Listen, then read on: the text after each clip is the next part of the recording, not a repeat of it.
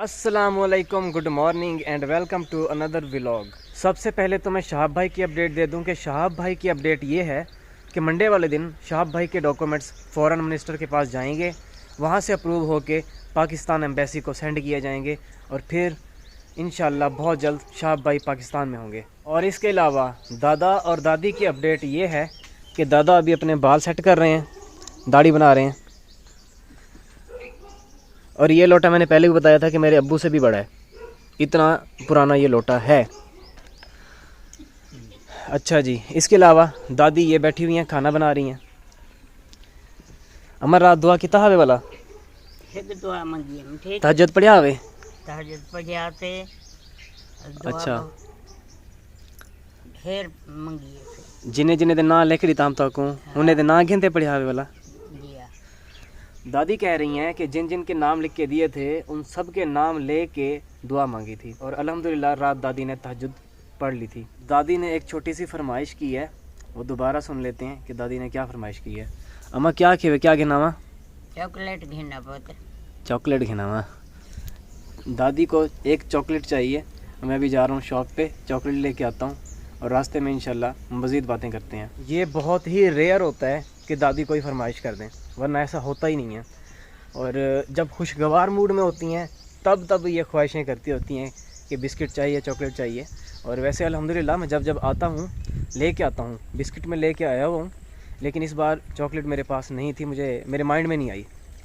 तो अब क्योंकि सुबह सुबह का टाइम है, आज दिन का आगाज़ एक अच्छी बात से करते हैं। आज मैं आपको एक सच्चा वाक़या सुनाता हूँ कि अगर इंसान कोई नेक काम करता है तो उसकी उम्मीद लोगों से ना रखे कि लोग वाह वाह करेंगे, अल्लाह का नेक बंदा समझेंगे और बहुत ज़्यादा तारीफ़ें करेंगे। सिर्फ़ अल्लाह से उम्मीद लगानी चाहिए। ये 9th हिजरी की बात है, एक किताब लिखी गई थी जज़रतुल ज़हब। ये सच्चा वाक़या उस किताब के अंदर है और उस बुक में एक शख्स का वाक़या आता है, अबू बकर बिन अब्दुल बाकी। वो जब नौजवान थे तो वो मक्का गए हज करने के लिए। उन्होंने अपना सारा फरीज़ा अंजाम दिया और इतने में उनके पास जितने भी पैसे थे वो सारे के सारे ख़त्म हो गए। अब क्योंकि उनको भूख वगैरह लग रही थी, प्यास वगैरह लग रही थी, खाना खाना था, तो वो मक्का की गलियों में एक बार फिर रहे थे काम के सिलसिले में कि कोई काम मिल जाए। उन्होंने देखा कि एक थैला पड़ा हुआ है। जब उन्होंने उस थैले को उठाया तो थैले का काफ़ी वज़न था। वो उसको एक कमरे में लेके गए, जाके फिर जब खोल के देखा तो उसके अंदर एक हार था। और वो कहते हैं कि मैंने ऐसा हार ज़िंदगी में कभी नहीं देखा था, बहुत ही प्यारा हार था।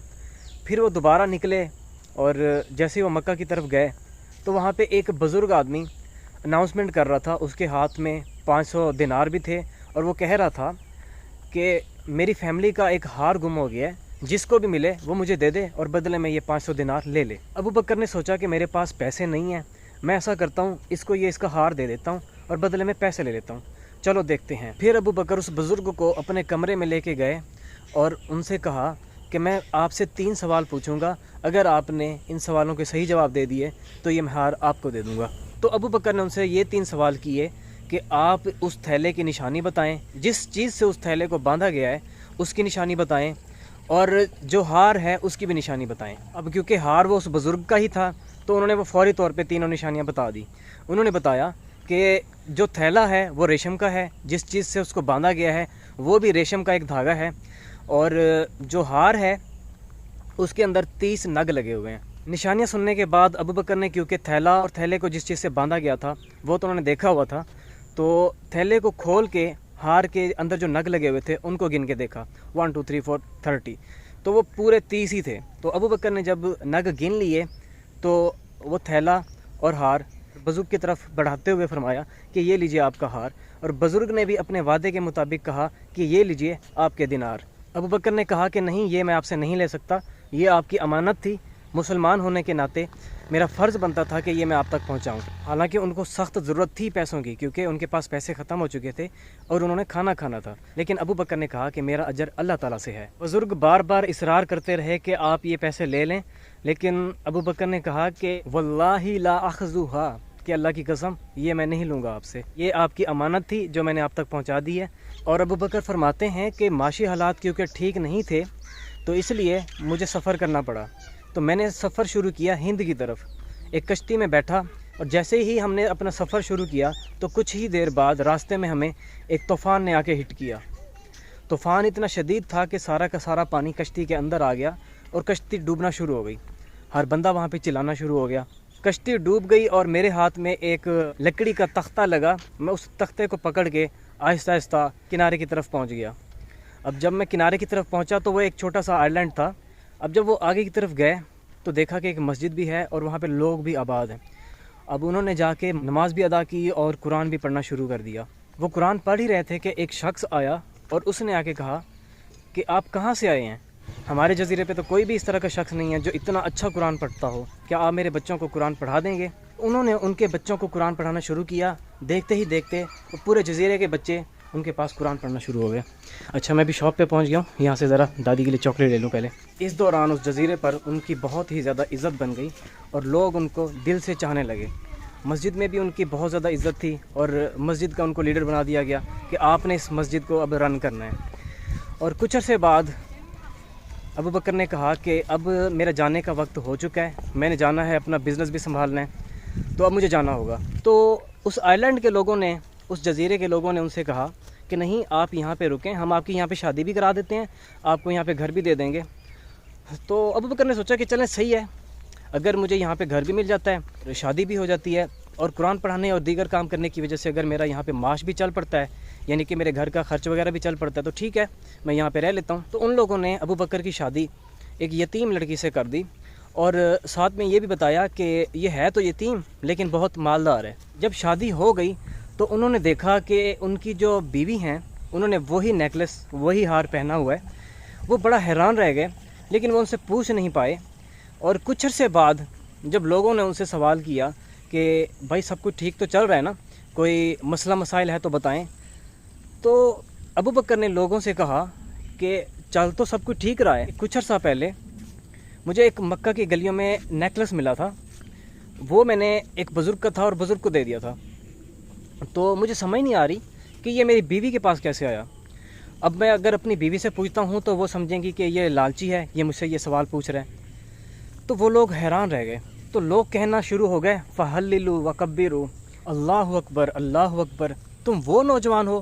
تو ان لوگوں نے کہا کہ اس لڑکی کا باپ جو کہ اس علاقے کا سب سے زیادہ مالدار انسان تھا, وہ ہمیں ایک کہانی سنایا کرتا تھا کہ مکہ کی گلیوں میں مجھے ایک شخص ملا تھا اور میں نے آج تک اس سے زیادہ ایماندار اور نیک انسان کبھی نہیں دیکھا. اور وہ کہانی سنایا کرتا تھا کہ ان کا نیکلس گر گیا تھا اور کس طرح ایک شخص نے ان کو واپس کیا, اور وہ دعا کیا کرتا تھا کہ یا رب میری بیٹی کی شادی اس بندے سے کروا دے جس نے یہ ہار مجھے ڈھونڈ کر واپس دیا تھا. آج آپ یہاں پہ آ گئے, اللہ تعالیٰ کیسے آپ کو یہاں پہ لے کے آیا. اور لوگ بڑا حیران ہوئے کہ سبحان اللہ, وہ ہار اس بندے نے اللہ کی راہ میں واپس دیا اور اللہ تعالیٰ نے کس طرح اس بندے کو مختلف راستے بنا کے آج یہاں پہ کھڑا کر دیا ہے کہ آج وہ ہار بھی اس شخص کے پاس واپس ہے. اللہ تعالیٰ نے اس کو ایک بیوی بھی دے دی ہے, اللہ تعالیٰ نے اس کو ایک اچھا سا گھر بھی دے دیا ہے اور وہ ایک اچھی زندگی گزار رہا ہے. اور ابو بکر کہتے ہیں کہ کچھ عرصے بعد ہمیں پیسوں کی ضرورت پڑی تو وہ ہمیں ہار بیچنا پڑا. اب جب ہم ہار بیچنے کے لیے گئے تو اس کی قیمت 5 لاکھ دینار لگی. اب دیکھیں اللہ تعالیٰ نے ان کو ہار بھی دے دیا, ہار والی بھی دے دی, گھر بھی آ گیا. اور میں بھی اس وقت گھر پہ پہنچ چکا ہوں. دادا جا رہے ہیں. اب اکیلے بندے کو خانپور سائیکل دے کیوں کیا کہ موٹر سائیکل ہے پیا جمال کی تائیں ہے پیا, وہ بھی ہے پیا. ہے بیا ہاں ہاں, دادا جی جا رہے تھے یہاں سے تقریباً 50 کلومیٹر دور سائیکل پہ خانپور. تو میں نے کہا ہے کہ بائک جب گھر پہ کھڑی ہوئی ہے تو کیا ضرورت ہے. اور دادا جی اپنے زیادہ تر سفر سائیکل پہ کرتے ہیں. وہ کہتے ہیں کہ زیادہ سائیکل پہ سفر کروں گا تو زیادہ عرصہ زندہ رہوں گا, میری باڈی جو ٹھیک رہے گی. اور ایسا ہے بھی. اب میرے جتنے بھی دوست ہیں جن کے دادا دادی وغیرہ ان کے ساتھ شہروں میں رہ رہے ہیں, وہ چل نہیں سکتے, وہ بیٹھے ہوئے ہیں گھروں کے اندر. میرے دادا یہاں پہ کھیتوں میں بھی کام کرتے ہیں. میری دادی یہاں پہ ہمیں موٹر نہیں لگوانے دے رہی کہ اگر میں نل کا جو ہوتا ہے, وہ جو نل ہوتا ہے, ایسے ایسے نہیں چلاؤں گی تو ایسے تو میری باڈی کی کثرت نہیں ہوگی, یعنی کہ وہ باڈی جو ہے بالکل بیکار ہونا شروع ہو جائے گی. اچھا خیر, بندے کی سٹوری میں سنا رہا تھا. تو اس کو گھر والی بھی مل گئی, وہ ہاتھ دوبارہ واپس مل گیا, گھر بھی مل گیا, اور وہ اچھی زندگی گزارنا شروع ہو گیا. تو ہمیں بھی زندگی میں ہمیشہ اللہ پر توکل رکھنا چاہیے. اللہ تعالیٰ گھما پھرا کے کہیں نہ کہیں سے راستہ ضرور بنا دیتا ہے اور ہمارا سارا کا سارا کام ہو جاتا ہے. اب یہ چاکلیٹ میں دادی کے لیے لے آیا ہوں. چاکلیٹ بھی ہے, ٹافیاں بھی ہیں, بسکٹ بھی ہے. اما ایک گنا تارے کتے. اس کے علاوہ میرے پاس ایک اور بھی چاکلیٹ ہے یا ٹافی ہے وہ مجھے نہیں پتہ, وہ ایک بچے نے مجھے دی تھی راستے میں, تو وہ بھی میں دادی کو دے دیتا ہوں. اما اے ہے وے, اے بھی میرے خیال چاکلیٹ ہے, ایک وہ کھاؤ ٹھیک ہے.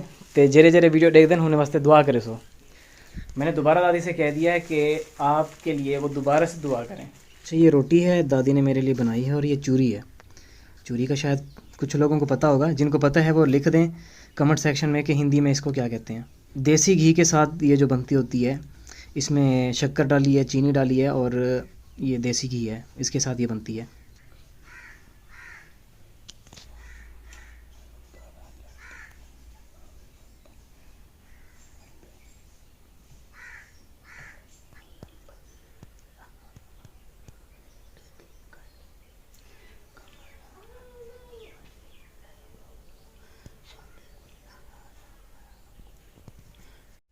شناز میں تے بہت بہت دعائیں منگتی بیٹھیاں.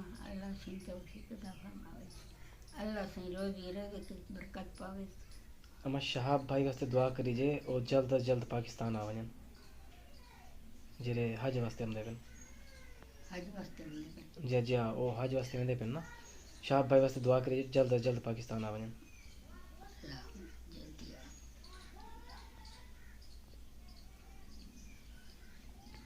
کافی بہنوں نے, کافی بھائیوں نے مجھے کہا ہوا تھا کہ آپ نے ہمارے لیے ویڈیو بنانی ہے جس میں وہ ہمارا نام لیں دادی. تو ایک بہن ہے شہناز, ان کا تو نام ابھی لے لیا ہے, باقی سب کا اب میں سیپریٹ ویڈیو بنانا شروع کر دوں تو کافی ٹائم لگ جائے گا. کائنڈلی برا مت منائیے گا. آپ سب کے لیے میں نے دعا کرائی ہے. رات میں نے نام لکھ دیے تھے, تقریباً 80 نام تھے, اور دادی کو صبح تک بیٹھ کے پڑھنا پڑا ٹھیک ہے, کیونکہ سب کے لیے دعا علیحدہ علیحدہ کرنی پڑی. تو انشاءاللہ دادی کہہ رہی ہیں کہ میں روزانہ کی بنیاد پر دعائیں کیا کروں گی. اور باقی بہن بھائی جن کے کوئی مسئلے مسائل چل رہے ہیں, کائنڈلی وہ چاہیں تو دعا کرا سکتے ہیں, کیونکہ کسی بھی انسان کی دعا قبول ہو سکتی ہے. میں یہ نہیں کہہ رہا کہ میری دادی میں بڑی پاور ہے, ان کی دعائیں لگتی ہیں, ایسی بات نہیں ہے, لیکن کسی بھی انسان کے کسی بھی ٹائم میں دعا قبول ہو سکتی ہے. اور بزرگوں سے تو ہمیں ویسے بھی دعائیں کرانی چاہیے. میں اس ویڈیو کا کرتا ہوں اختتام اس بات کے ساتھ کہ شہاب بھائی کی ٹیم منڈے والے دن فورن آفس جائے گی. فورن منسٹر سے انہوں نے کچھ ڈاکومنٹیشن کلیئر کرانے ہیں, پھر انہوں نے وہ پاکستان ایمبیسی کو دے دینے ہیں. اور پھر منڈے والے دن شاید یہ بات کلیئر ہو پائے کہ وہ کس دن آ رہے ہیں, یعنی کہ 2 دن بعد آ رہے ہیں, 3 دن بعد آ رہے ہیں, یا 4 دن بعد آ رہے ہیں. یعنی یہ منڈے والے دن بات کلیئر ہو پائے گی, اس سے پہلے نہیں ہو سکتی. اب میں اس ویڈیو کا اختتام کرتا ہوں. میں اور دادی آئے ہوئے تھے دراصل اپنی زمین پہ, تو اب اگلی ویڈیو انشاءاللہ کوشش کروں گا کہ جلد از جلد اپلوڈ کر دوں. تب تک کے لیے آپ مجھے اور میری دادی کو دیجیے اجازت. ہم ملیں گے آپ سے انشاءاللہ ایک اور ویڈیو میں. اللہ حافظ.